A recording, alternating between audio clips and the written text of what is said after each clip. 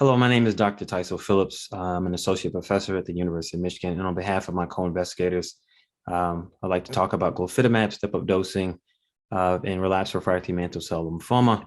Relapsed refractory mantle cell lymphoma is sometimes very difficult to treat disease entity, especially for those patients who have relapsed or refractory to Bruton's tyrosine kinase inhibitor or BTK inhibitor.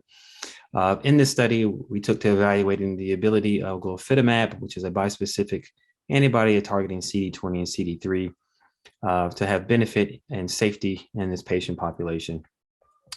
Glofitamab is a little bit different from some of the other bispecific antibodies in that it has a 2-to-1 configuration for increased potency.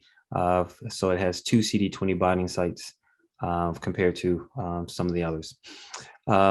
In this situation, we evaluated step-up dosing of glofitamab in an effort to mitigate some of the side effects that we see with these T-cell directed therapies, such as CRS and neurotoxicity. In addition, we did give a pre-treatment with obinutuzumab on day -7. Patients either received 1,000 milligrams or 2,000 milligrams, as well as also in an effort to mitigate CRS, which is cytokine release syndrome. In this study, we did evaluate 3 dosing cohorts. One was with glofitamab given on day -7 at 1,000 milligrams, and obinutuzumab given on day -7 at 1,000 milligrams, and glofitamab given at 0.6, 16, and 25 milligrams. And then we had the 2 more standardized dosing regimens where glofitamab was given at doses of 2.5, 10 milligrams, and 30 milligrams, whereas obinutuzumab was given at 1,000 milligrams or 2,000 milligrams on day -7. All in all, we enrolled patients who were greater than 18 years old, had greater than 1 prior line of therapy. From this study, 69% of the patients were previously exposed to a BTK inhibitor, and 90% of our patients were previously refractory to any prior line of therapy. And we did evaluate a total of 29 total patients in all the dosing cohorts. We did note some very impressive efficacy in this study with an overall response rate of 81%, with 67% of those patients obtaining a complete response rate. And specifically looking at patients who were exposed or naive to BTK inhibitors, we see the overall response rate between these 2 cohorts was fairly similar, with an 83% overall response rate for those who were were previously exposed to BTK inhibitors, and 75% for those who were naive to BTK inhibitors.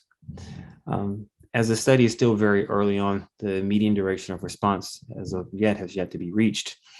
The median time of follow-up, although is very short, being 1.4 months for all patients on study. So as the study matures, we would hope to continue to give further follow-up and reporting on the long-term durability of this treatment. One key thing to point out with glofitamab as far as the dosing, which I failed to mention earlier, is that after the step-up dosing, which is given weekly, patients will be treated every 3 weeks. For a maximum of 12 cycles of therapy. So this is a finite treatment cycle, unlike some of the other bispecifics that are on the market. Looking at adverse events, specifically looking at the key adverse events of CRS and neurotoxicity, we do see that CRS was reported in about 58.6% of patients.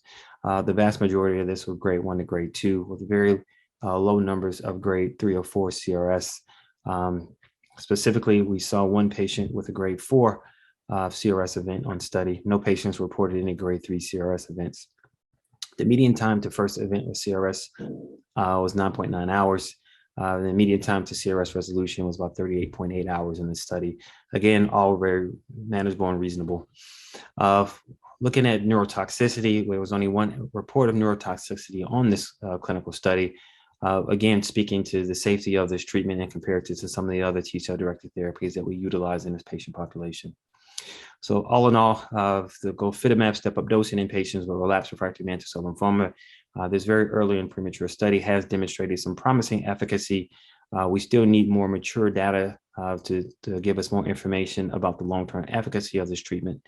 And hopefully future directions for this treatment will be further elucidated as this study matures, and we can figure out if this agent does have a clear-cut role in the relapsed refractory mantle cell lymphoma. Thank you.